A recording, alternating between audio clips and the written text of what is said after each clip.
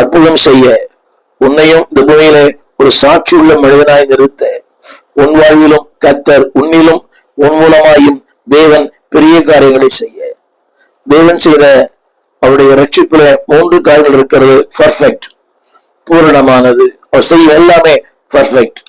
2வது கம்ப்ளீட்லி, நிறைவானது.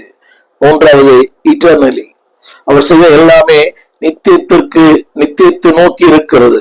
நம்ம கவனிக்க வேண்டும். When God does something in your life, it is perfect.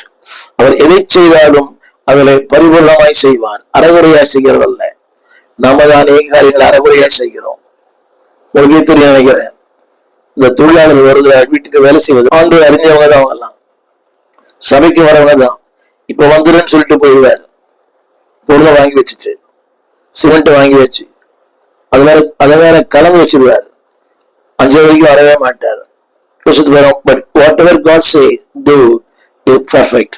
அவர் எதை செய்கிறாரோ அது நிறைவானது, பரிபூர்ணமானது. 2வது கம்ப்ளீட்லி, நிறைவானது. 3வது இட்டர்னல், அவர் செய்கிற எல்லாமே நித்தியத்தை போக்கஸ் பண்ணி. ஒரு சின்ன கேள்வி, உன் வாழ்க்கை நித்தியத்துக்கு பயன்படுகிறதா?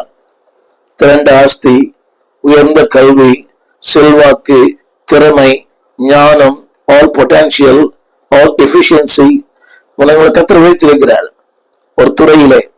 எந்த துறையா இருக்கலாம், காவல்துறையா இருக்கலாம், அரசு துறையா இருக்கலாம், ஏதோ ஒரு துறையில, அந்த துறையிலே ஆண்டவருக்கு பயன்படுகிறீர்களா? இன்றைக்கு அநேகரை மறந்து போகிறார்கள். ஒரு நிலைக்கு வந்தவுடனே தன்னை மறந்து போகிறார்கள். நான் அநேகரை பார்த்திருக்கிறேன், அநேக அதிகாரிகளை பார்த்திருக்கிறேன். ஒரு ஊழியன் என்று சொன்னா கூட they never respect.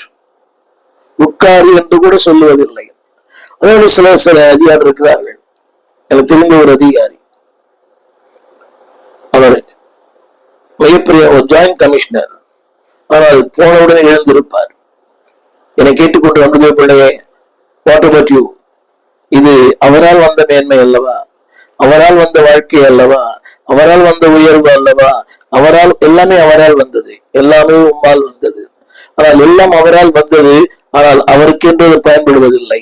திரும்ப சொல்லுகிறேன், திரும்ப அவர் என் கிட்டே வந்தார், நான் மாற்றப்பட்டேன்.